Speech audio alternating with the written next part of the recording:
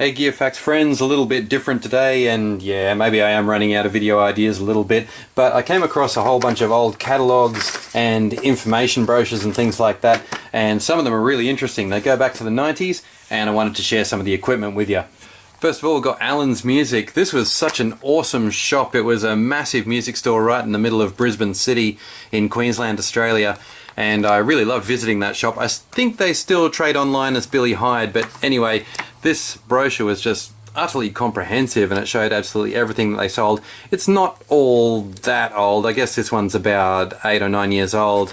Korg Sound on Sound there. Fascinating little multi-track recorder. Hasn't really held its value. As you can see, $3.59 Australian. You can get them second hand now for around about $100 Australian. But there's all the field recorders right in the middle of the explosion in popularity of those particular kinds of devices. And this one's interesting. You'll see here the classic Zoom G21NU. I used to absolutely worship that multi-effects pedal, and I did probably 5 or 6 videos about it on YouTube because the sounds were so intense. Fully digital, of course, but such an insane pedal, and the first pedal that had a decent USB interface, or any USB interface I think, that allowed you to record straight from your guitar through the pedal and into the computer.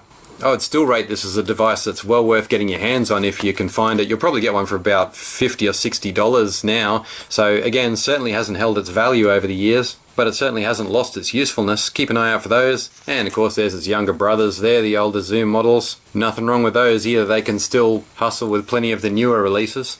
Bit of Line 6 across the top here, probably holding their value a little bit better than Zoom, and also completely relevant in today's market. And here's a nice rundown of all the time-honoured Boss pedals, which brings me to my next little souvenir I've got, which is Boss information brochure. Just a general brochure, and I love the layout of this one because it just basically shows you pretty much everything that they manufacture, or manufactured at the time, in one nice, very quick reference sheet of paper. Unfortunately, someone's drawn on this one a little bit, but just looking through these is a lot of fun for me because I can look through all those pedals and pro audio items and just go, yep, I've owned that one, yep, oh, that one I should try to get my hands on sometime, and yeah, I've owned that one, and a whole lot of happy memories come back to mind. And check out this little Digitech catalogue.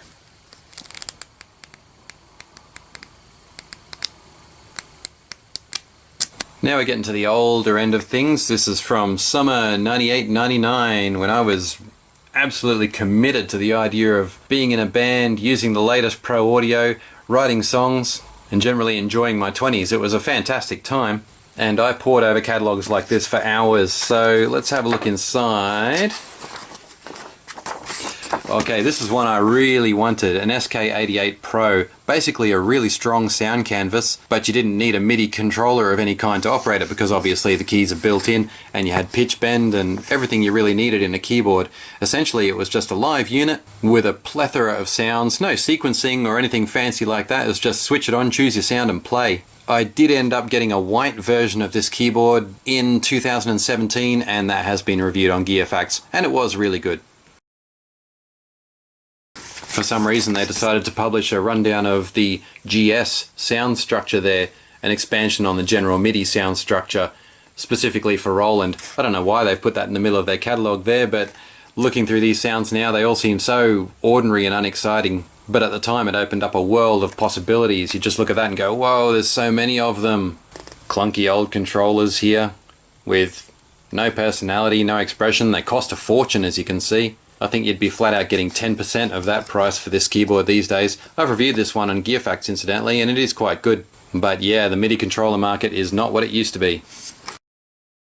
Studio monitors are also not what they used to be. Monitors back then looked pretty much just like computer speakers. They did have higher quality cones in them, but really they operated the same way, and for the prices they were asking, they really were nothing special, and there are a few examples of that on my reviews on GearFacts as well.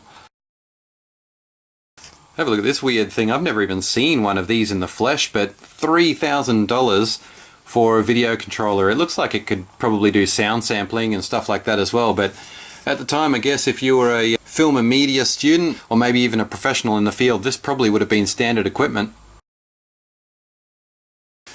Check out this old software. This looks like maybe Windows 95, the GS Advanced Editor.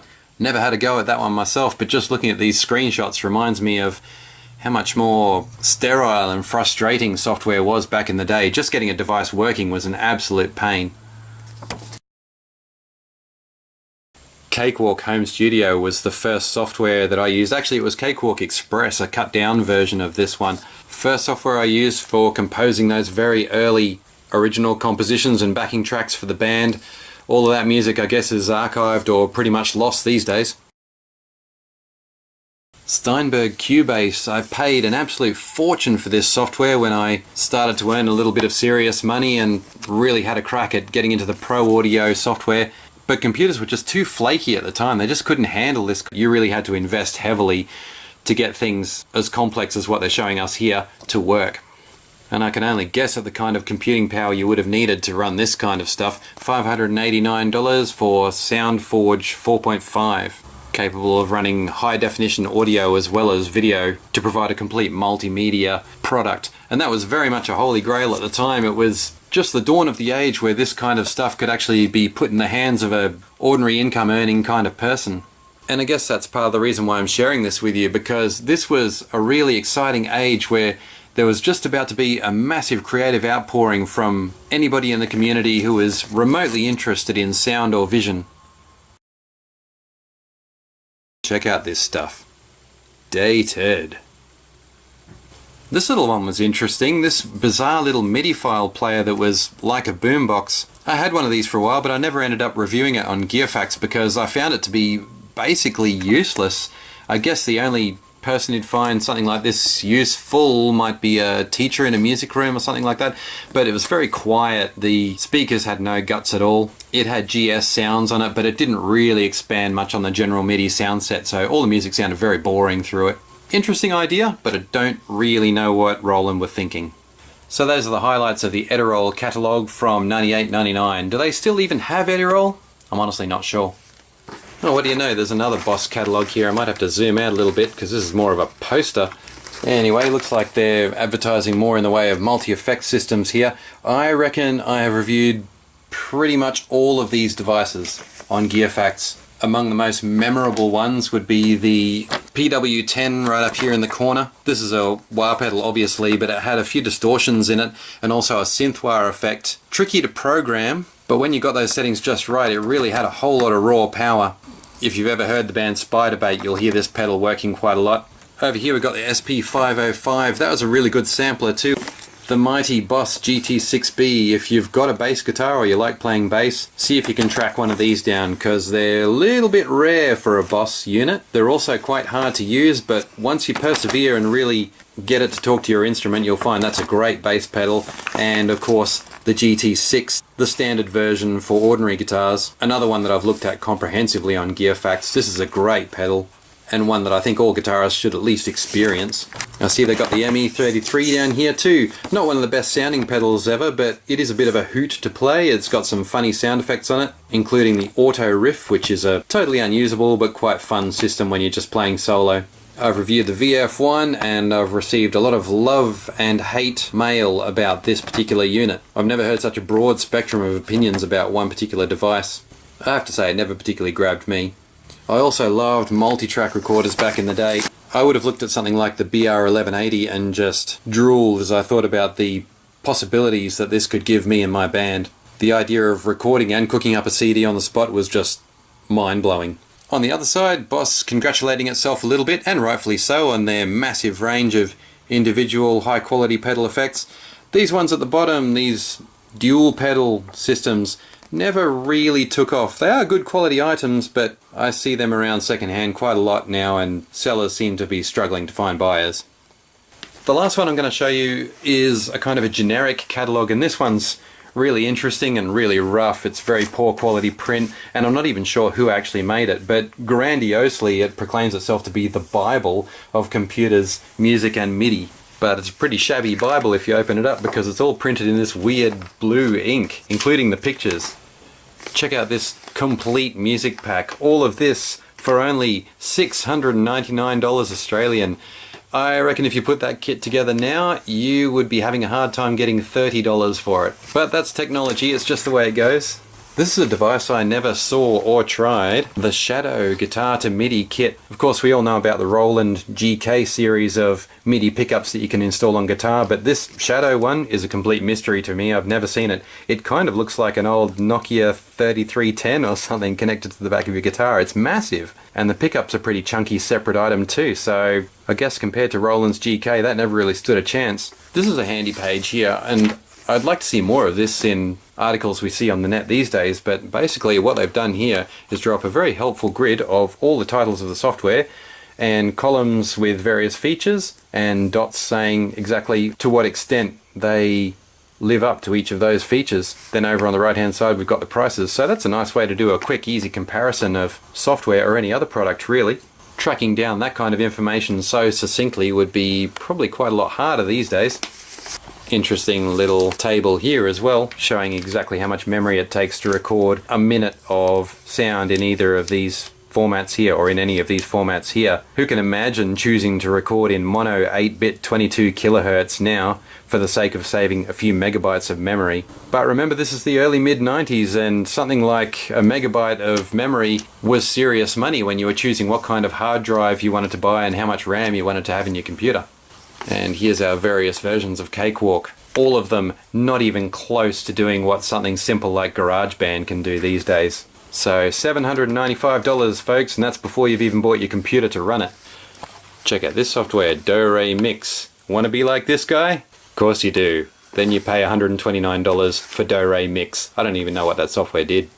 Over here we've got a typical PC setup. PCs were known to be fraught with difficulties and problems, driver issues, connection issues, all those kinds of things. And a lot of knowledgeable people at the time were saying, look, spend extra money on a Mac, it will save you a lot of trouble. Most of us, though, could only afford PCs, and PC was certainly the dominant format at the time. But check out what they looked like. A monitor with big knobs on the front like an old TV or something like that.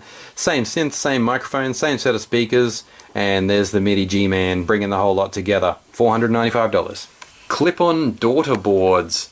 I don't think the word daughter board has even been used in the last 15 or 20 years. But anyway, the idea was that you'd buy this extra little PCB here, clip it onto the back of your compatible sound card, and it would basically turn it into the brain of a Yamaha synthesizer, so you could have just generic sound on your computer, which was just bleeps basically, and then suddenly you could be listening to not only general MIDI sounds in proper definition, but also Yamaha's entire XG set. So I bought one of these. I think I paid about $395 or something for it, and that really did open up a whole new world of music. That was my first foray into serious music composing on a computer. By today's standards, it would be just acceptable as an entry-level synthesizer.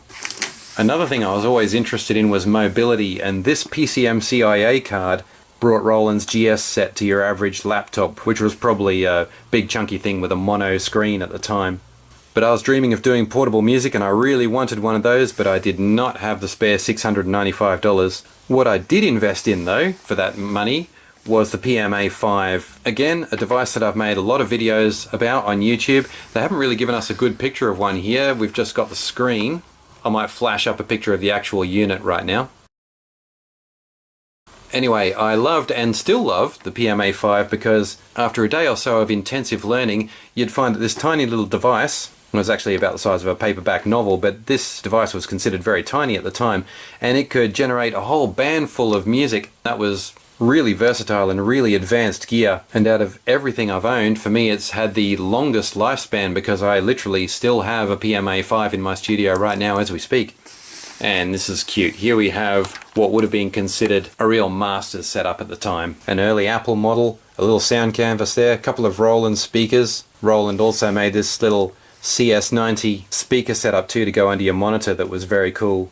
And this kit would have been just heaven for a music maker in 1994. Anyway, that's it guys. I've got a pretty big collection of catalogues here, but really those are the interesting ones and the oldest ones. It'd be great to hear your comments about anything that we've seen in these catalogues, guys. I'm sure for some of my older viewers there are plenty of happy memories there and lots of interesting things to catch up with and talk about. Now unfortunately I can only put up 4 links to videos at the end of this one, so here are my 4 videos of things that you've just seen in the last 10 minutes that I thought were particularly memorable and interesting. As I said, guys, please leave your comments, please like or subscribe to Gear Facts. It's been a lot of fun going through this old stuff with you, and I look forward to seeing you next time.